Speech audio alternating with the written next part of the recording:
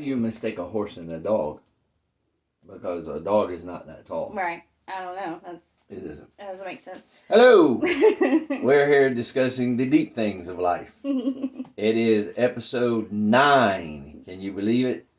Episode 9 of Don't Screw Up Your Relationship with two people that are not relationship experts. I was trying to figure out where you were going with that. We know we're not relationship experts, and you know that we're not relationship experts because we just told you. Right. But we have both screwed up relationships, and we have been screwed over in relationships. You heard it here first. So today on episode number 9, and by the way, big thanks to those of you that have liked and commented and shared. So thank you very much on all the social media platforms. Continue to like and comment and share. And on YouTube, you can hit the subscribe button, and then I think there's a bell. Hit the bell and hit the bag, the punching bag, whatever you need to, but just get on there. So every time we post, you will be there. So today we thought we would talk about something that is mysterious and spooky and mystical. It's called, wait for it, energy. Yeah. Yay! Right now somebody's going, oh, I need to pay my power bill. Right. Probably. So, energy. So let me say something quick about energy here by introduction. So people in the church have gotten real wonky about the word energy because it really has become a big term over the last few years. And you didn't hear a lot of people talk about, they would say, oh, I sensed the atmosphere. Or they might say the anointing, or something like that. But energy is a real thing. Scientifically, we are made up of energy. Even if you go back to the book of Genesis, when the scripture says that, and whether you take it as literal or not, you can still take some ideas and principles from the book of Genesis that says that when God created man, he made him from the dirt. The word there in the Hebrew is elements. He made him from the elements of the earth. And there is energy in the atmosphere, and energy in the universe, and energy in our solar system, and energy in the earth and out of the earth. So it stands to reason man is energy. And so we can pick up on different energies. We can feel when our own energies are off. So I thought that today what we would talk about is how partners play off of each other's energy. And sometimes your energy can be down here and your partner can be down here. So how do we not be pulled down when we really should be want to pull up? But I think that really it should be something where if I'm down here and you're up here, we should at least meet in the middle. Yeah, for sure. So how do you sense when somebody's energy's off? That would be me. Not all the time. It's just a feeling, sometimes when you've been with somebody long enough, you know what their moods are. Most of the time you can tell when something's like just not quite right. And then sometimes it's just your own energy is off for whatever reason. There could be a million different reasons why, but it could just be you and not your partner, but it can bleed over into your partner's energies. Is it possible to misread somebody's energy? Do you think? Sure. Do you think so? Mm-hmm. You can say, I think your energy's off, and maybe their energy's not off. Your own energy could be off. Yeah. I think it's a sense.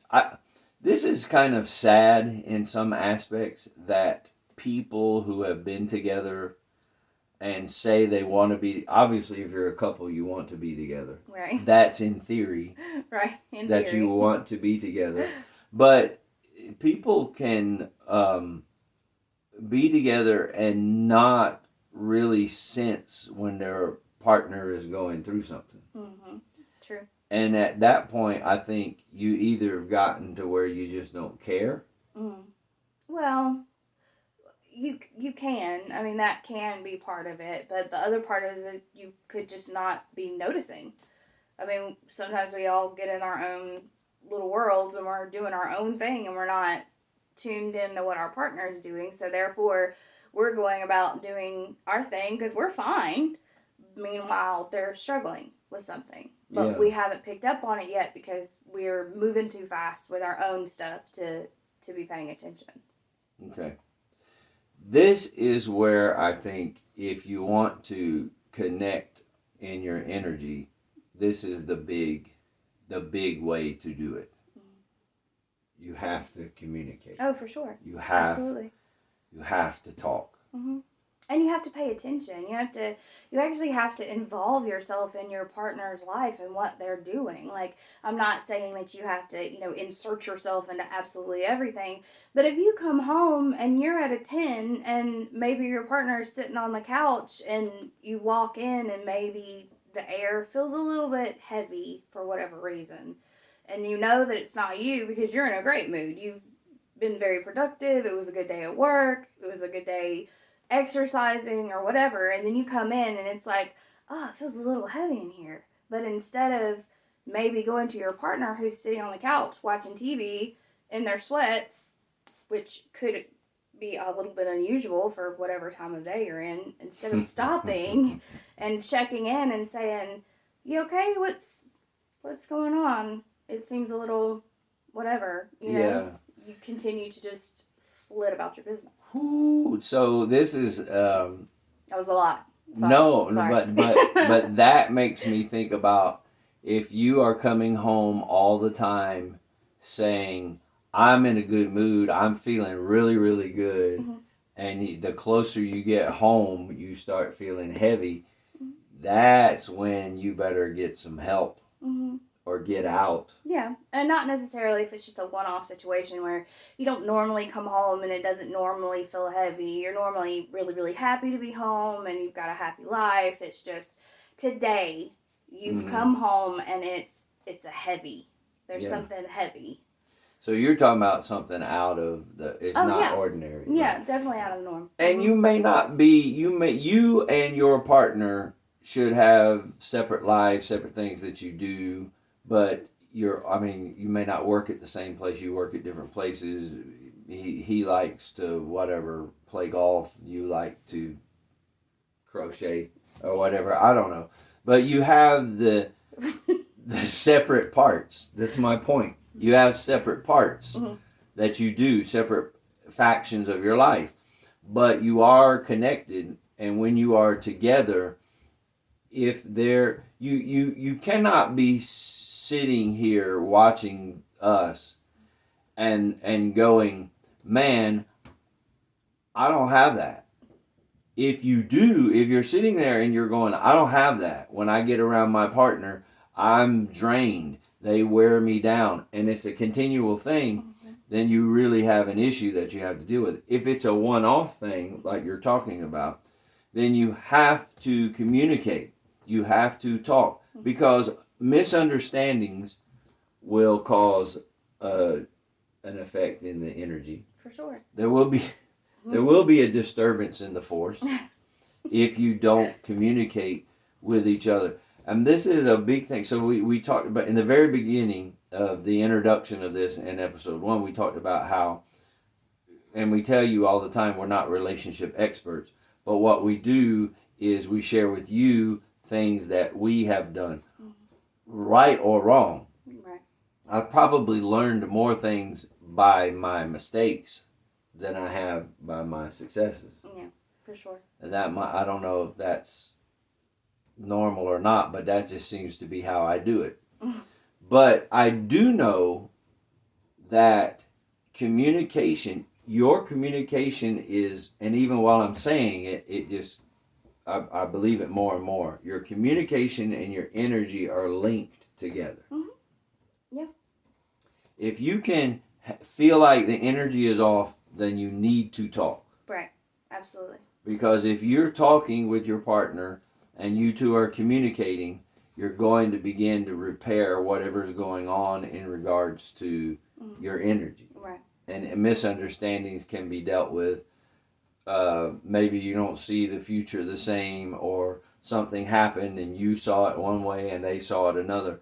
There has to be some. Where in the world did we come? Why have we gotten to the point with couples to where nobody wants to compromise or talk, or nobody's allowed to? Where did that happen? I don't know, to be honest. I don't know. I don't know where that shift happened, but if you grew up in a house where, you don't really talk about your emotions, you don't really talk about your feelings or whatever is going on, then that definitely carries over into your own adult life, so. That's true. I know that I have learned over the last year and a half that it's not just about communicating, but it's about having the person that will reciprocate that Right. with you. Because I remember when I ran the counseling center, ladies would say, well, I try to talk to him. He doesn't want to talk to me. And how am I supposed to have communication if he doesn't want to talk to me? That is a problem. So let's just get down to that. That's a problem. Yeah, but I'm praying and I'm going to church. Great, do that. But it is a problem. Eventually, somebody got to stop praying and talk. Right. Mm-hmm. You have to communicate with each other, because if you don't, you're never going to have equal energy. You're never going to be moving in the right direction. And you don't. I really feel for people. Yeah. Mm-hmm. I really, really feel for people that are out there that hate coming home. Mm-hmm. Because it's going to be low energy, or I'm feeling good, they're going to drag me down. I hate it. Yeah, I do too. I hate it for people. Mm-hmm.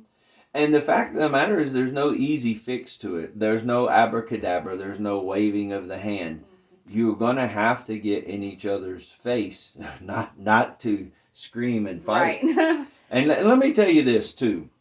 You can tell me what you think about this, but I've heard people say, well, at least when they're arguing, at least they're still talking. Right. At least they're still communicating. Mm-hmm. Garbage. It is, because you're not communicating. Mm-mm. You're just yelling at each other. Exactly. You're just yelling at each other. Two guys fighting each other in the alleyway. You can't say, well, at least the men are having a relationship together. They're trying to kill each other. That's a relationship. It's not right. That's their relationship. It's not. It is not. It's not. Everything's a fight. Everything's at war. Everything is this. And I'm going to tell you, from years of dealing with that, and my other non-relationship expert here, expert, not expert, will tell you, from years of dealing with that, it comes to an end. Yes. Mm-hmm. It does. If you don't have someone to talk to and you can't reciprocate on something, your energy will never be right. Right.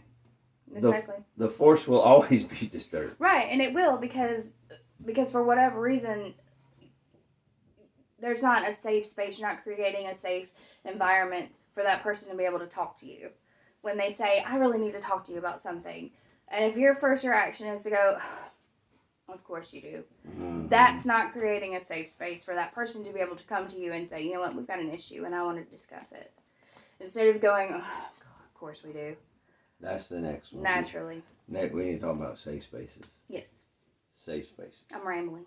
Sorry. No, it's good. All of this is good, because you know what? We're not experts. No. But we are here. Yes. Episode 9 in the books. So the next one will be in double digits. Yay. So until then, we'll pound it out. See ya.